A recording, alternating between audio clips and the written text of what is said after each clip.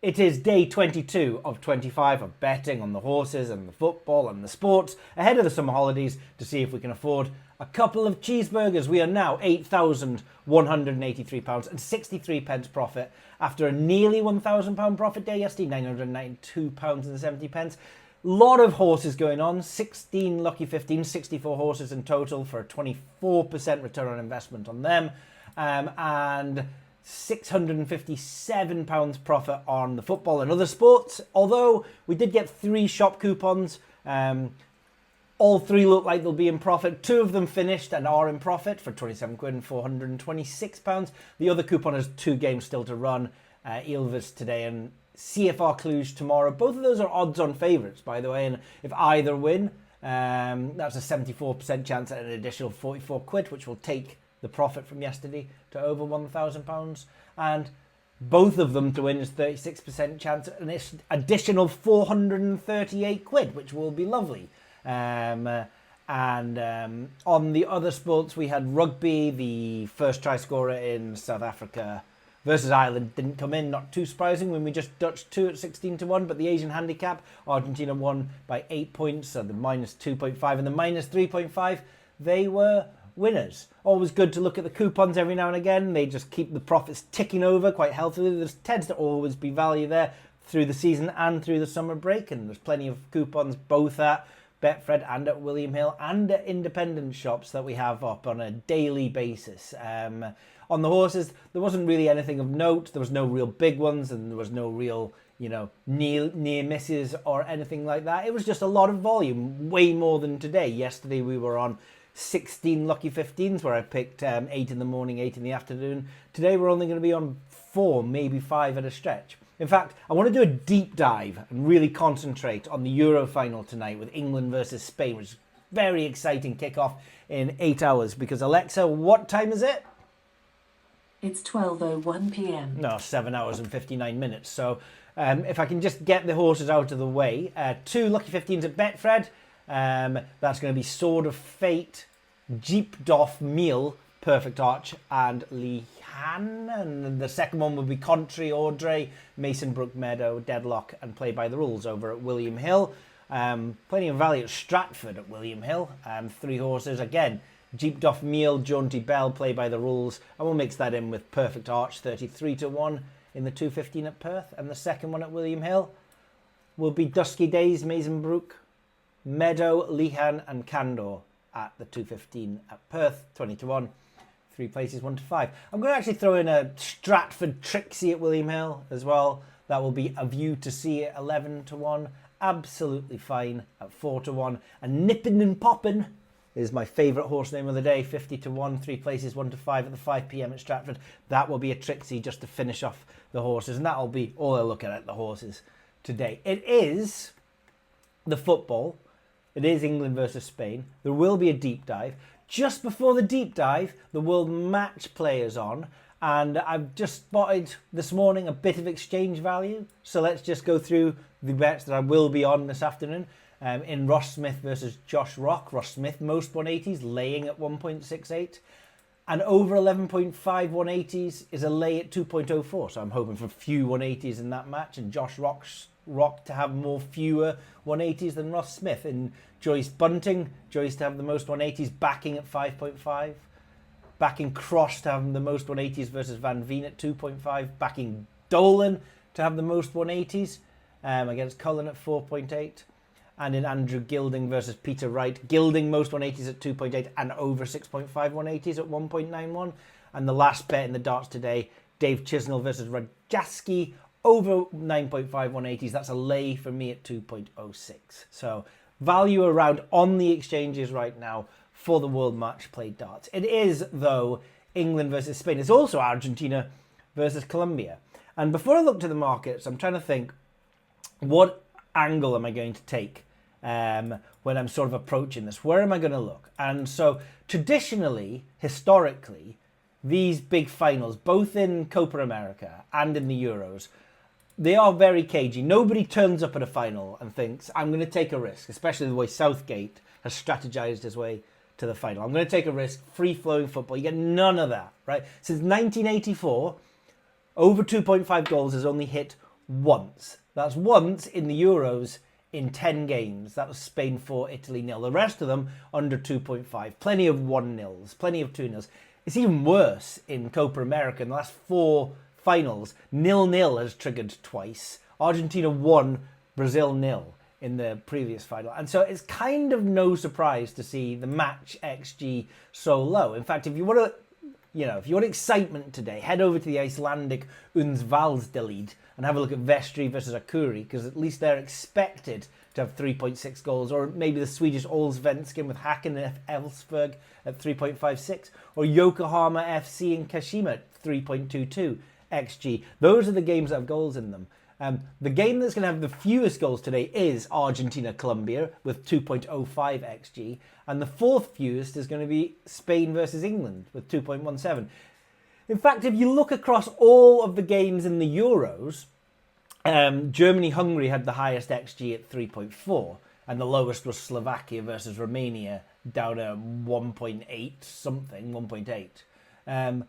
But England versus Spain, out of the 51 matches, is the 5th lowest XG. So it's kind of tough to be predicting lots of things to happen and to be targeting that as an angle, because 0-0 is a distinct possibility. 0-0 and few shots on target and few things to be going on is definitely, not without, it's within the realms of possibility, is what I'm trying to say. The cards might be a little bit more interesting, because this is the 6th highest expected cards at 4.5, 4.68. And the corners as well as the goals. I mean, there's not been a game in the Euros where fewer corners have been predicted at 7.79. Real low action stuff. So I thought, well, you could target unders, you could look at laying overs. And I had a look at the goals markets, and I had a look at the shots on targets markets. I didn't actually find that much. I think I'm going to be looking at cards. And then I looked at the liquidity in the cards market at 12 o'clock lunchtime. I couldn't see much on the exchange. So maybe, just maybe, there might be a second video today which will be cards specific, where I just look at cards, match cards and player cards. Maybe. It depends if the liquidity comes in. If there's no video, it just means that no liquidity came in. So I'm not actually super excited about backing a million bets tonight. I can just see a 0-0, few shots on target, few corners, and very little things coming in. I did have a look at the unders. I was trying to find value in the unders and value in the laying, and it wasn't there either. So whilst this is a big match, I might be having fewer bets in this match than in normal matches. And that's okay. You can't force the value. You can't make it up. Yesterday, I spoke about Harry Kane laying him, and I didn't want to do it at 1.7 because I thought I might be on laying him for shot on target. I didn't want to do it because I thought I might be on over things, or Harry Kane to be doing things, and I might find value there, perhaps in biased markets where there are more layers than backers in the market and they're holding him up. Hasn't happened. And that lay went. So that's now a bet. It's in the spreadsheet. Laying Harry Kane to have a shot on target at 1.7 was a maybe bet yesterday. It's a definitely bet today. Other than that, I've only got a couple of other bets. First goal scorer. I plugged in the teams from who scored. And it looks like if you were going to, you might consider backing AGS for the Spanish players and laying AGS for the English players.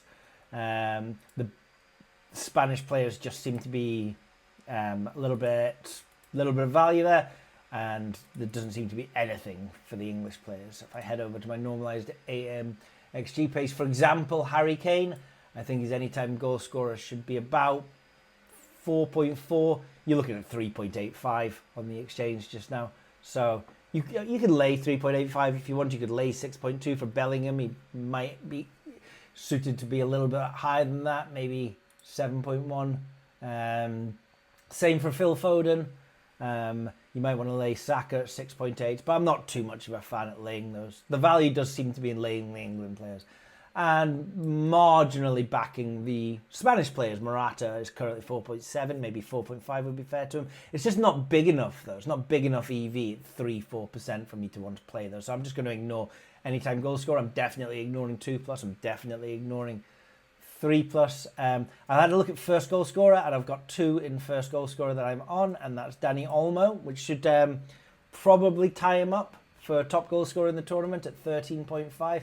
It's still pretty thin at that, 105%, and Rodri at 22, 107%. So that's my Dutch for first goal scorer, Dani Olmo and Rodri. That's it for action on the goals and the shots on target. I haven't done anything else. I did look, just didn't find it. Player to be carded, a couple of England players, Jordan Pickford at 7, 115%, and Harry Kane at 8.4, 117%. I like both of those. I'm going to be looking at more player cards later, and I'm going to be looking at match cards later as well, because it's the angle that I think I want to go at for this final. If I don't find anything, there's no second video. If I do, there is. In Argentina, Colombia, similarly didn't find a lot, but what I did want to play in was under 1.5 goals, either a 0-0 or a 1-0 to either team. Certainly I'm not looking at, Messi hat-trick in that one, and I've managed to sort of trade the thinnest of bets at under 1.5 at 2.54, because I think it should be about 2.5 on the dot. That's speculative. It's just because I wanted something. I wanted an angle, and I've got an angle, and I've got a price that's higher than what I think the fair odds is. It's a thinnest bet, as I would take, but that's it. So much fewer. I've got more bets on the World Match Play darts at the moment than I do on Spain versus England. Can't force the value when it's not there, but you know what? It would be good tonight. It would be decent if England could just win this. I'm going to go down to the local park. They've got a giant screen down there. Little bit of a disaster. Put it out to all my pals. Said, does everyone want to do this? Everyone was like, yeah. We got the first set of tickets for it, and then it immediately sold out, and so everyone's having a house party, and we're stuck with these tickets. I bought the tickets. You can bet your ass that I'm using them, so we'll be going down there by ourselves, and it'll just be cool if England can get a goal or two, and the beer's flying around, and the kids get to see that excitement. And then if England do win, I hope that Gareth Southgate takes the Euros trophy and shoves it up every single person's throat. Dave from the pub over the road, who thinks he knows more about how he would manage and strategize the England team than Gareth Southgate, who studies these strategies at a very high level. I'm not saying he's done everything perfect so far, but it would just be good karma if Gareth Southgate could win tonight and sort of Sir Gareth Southgate by the end of next week. And the one thing I am going to miss from these Euros are those AI videos of Gareth Southgate that appear after every single match. Those have been the highlight for me, and long may they continue. Whatever it is that you're betting on today, good luck, and come on England, Rooney!